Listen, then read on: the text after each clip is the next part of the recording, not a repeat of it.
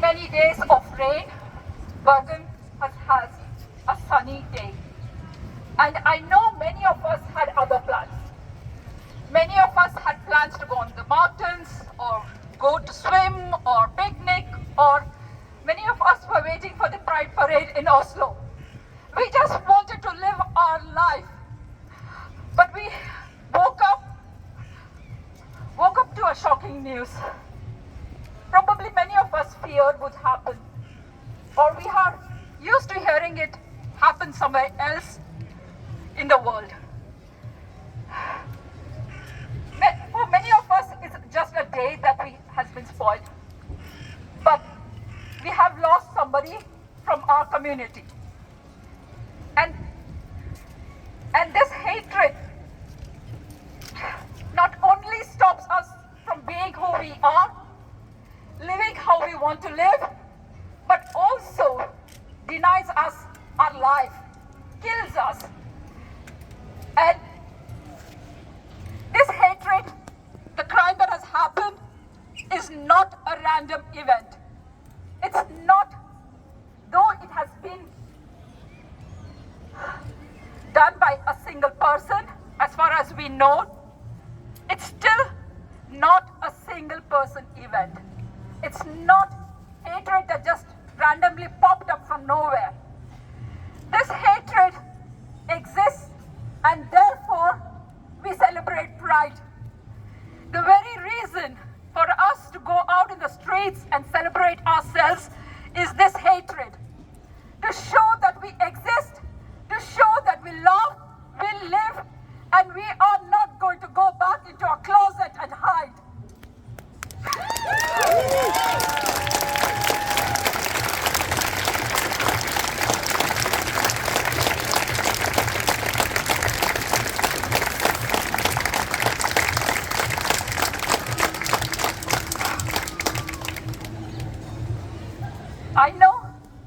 I know many of us are scared.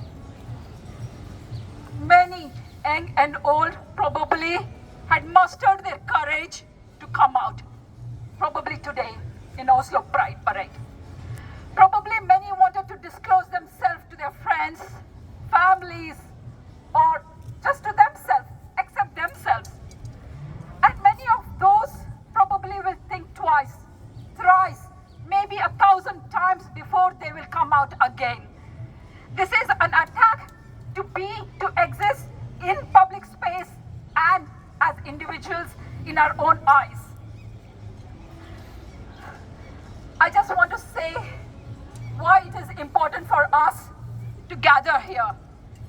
Not just for ourselves, but for everyone who has thought to come out and is scared.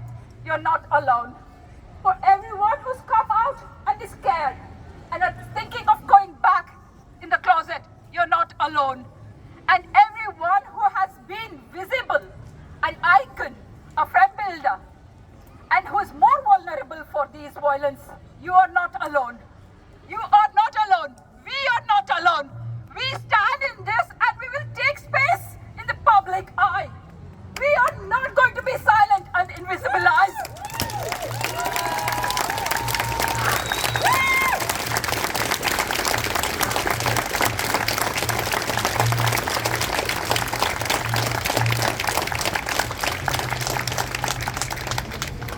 I know it's not a Norwegian way to show your sorrow, but I'm partly not Norwegian. So I just want to say, as much we show our celebration, we will show our sorrow, our anger. Our anger and sorrow will also flow in these streets as we did in our Pride Parade. As much as glitter, our fight will also be part of the public space. And we are together in this. We are not going to be silent.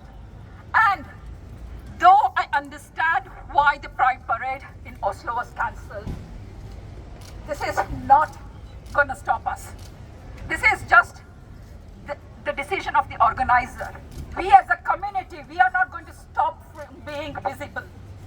Why I repeat about visibility is, as long as we are hidden, as long as we deny who we are, probably they won't care about us. As long as we keep dying in silence,